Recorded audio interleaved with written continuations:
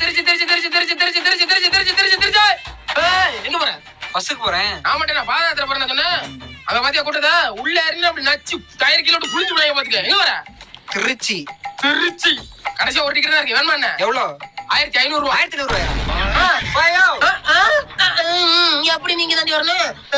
என்ன தம்பி தம்பி? என்னன்னா பஸ் எதுவும் கிடைக்க மாட்டேங்குது.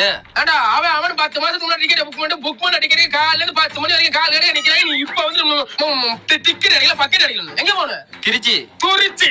கடைசியா ஒரு டிக்கெட் தான் இருக்கு. 1500 ரூபாய். வேணுமா என்ன? 1500 ஆமா. என்னன்னா ரேட்ல அநியாயமா இருக்கு. அநியாயமா?